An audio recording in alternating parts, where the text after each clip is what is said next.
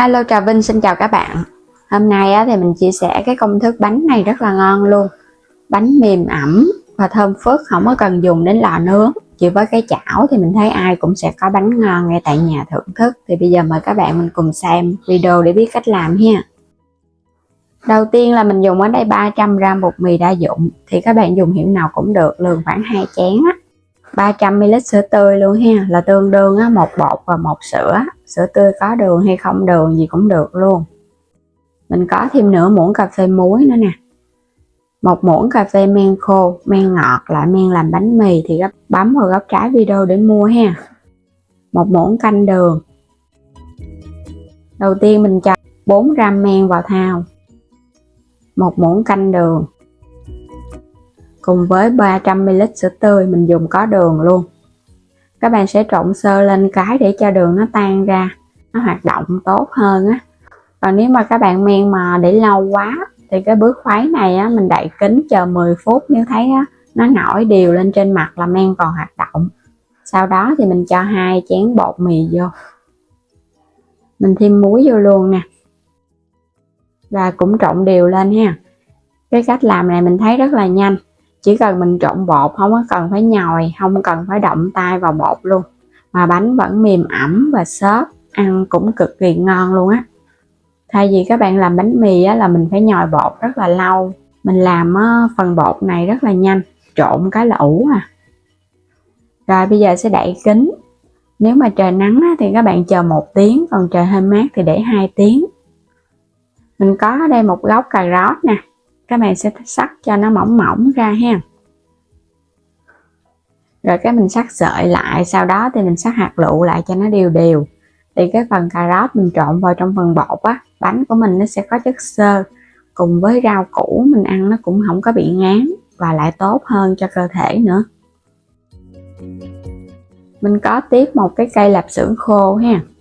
Lạp xưởng này ở trong kênh mình cũng có bán, các bạn bấm vào góc trái video có hiện sản phẩm á, bấm vào xem, mua ủng hộ mình với ha. Mình xắt ra cho nó đều đều. Lạp xưởng khô, nửa mỡ nửa nạc, ăn cũng ngon. Hành tím mình dùng 1 củ, cũng xắt lát mỏng mỏng, rồi một chút nữa cái mình băm lại. Nếu mà các bạn muốn xem thêm sản phẩm nhiều hơn thì bấm vào ảnh kênh, chuyển đến cửa hàng á, thì xem nhiều hơn. Các sản phẩm mình để sẵn ở trong cửa hàng kênh mình á.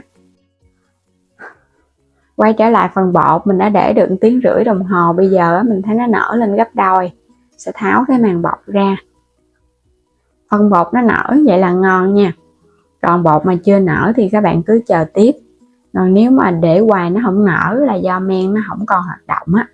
Khuấy đều lên. Mình dùng ở đây là thịt nạc ha. Cũng cho vô đây luôn, thịt nạc xay ra. Lạp xưởng hồi nãy sắc nè, cũng cho hết trực tiếp vô luôn. Cà rốt. Mình làm cái kiểu này mình thấy á, làm kiểu thập cẩm nhưng mà ăn ngon, giống như là ăn bánh pizza vậy đó. Hành tím cũng cho hết vô luôn. Rồi cái hành lá hồi nãy mình xắt ra nè. Tất cả các nguyên liệu mình cứ cho hết trực tiếp vào cái mình trộn mà. Không có cực gì hết á. Bột phải hơi lỏng lỏng thì bánh của mình ra nó mới xốp ngon nha. Mình cứ trộn đi, không có sợ nó quá mềm đâu. Bột mà cứng quá là ra cái bánh nó sẽ hơi khô. Nên là mình cứ trộn cho nó ẩm ẩm. Phần bột mình trộn xong thì mình thấy nó sẽ hơi lỏng lỏng ra vậy nè. Các nguyên liệu là mình đã nêm sẵn gia vị. Mình làm cái chảo cho nóng, thoa một ít dầu ở bên dưới. Rồi bây giờ các bạn sẽ gót cái phần bột vô. Phần bột này mình chia ra làm 2 lần để nướng ha. Nướng trên chảo.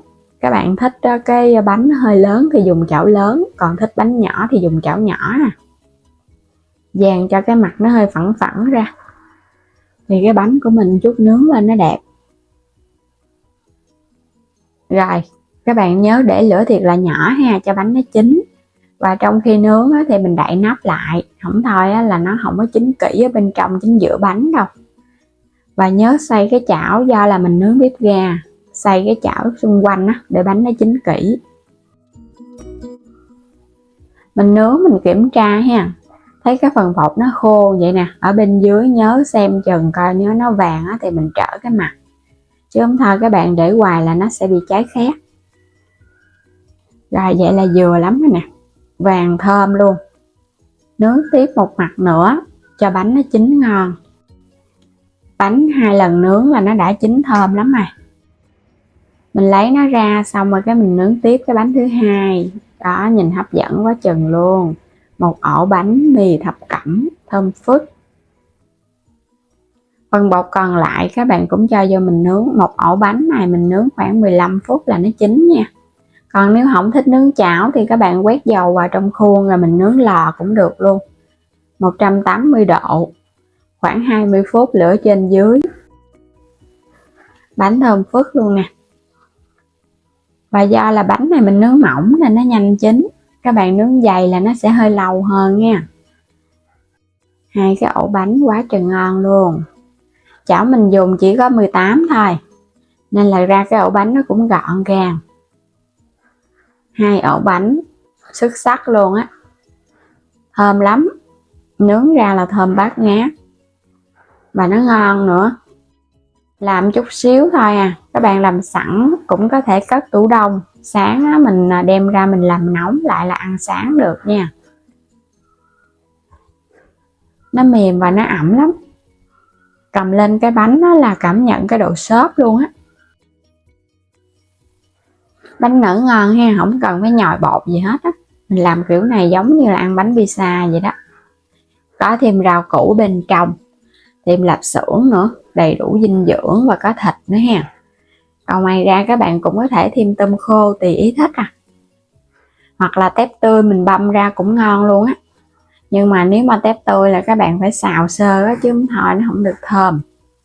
Mình sẽ cắt ra. Một ổ bánh này sẽ ăn được 2 người là ăn no luôn nha.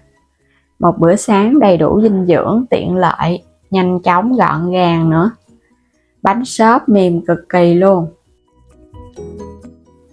Mình cho thêm muối và đường á, thì mình thấy nó cũng vừa ăn rồi. Các bạn đừng có làm mặn quá ha, tại vì ở trong lạp xưởng nó cũng có cái vị mặn đó. Mình làm vừa vừa ăn vậy á, là nó ngon. Bánh xốp quá chừng luôn á.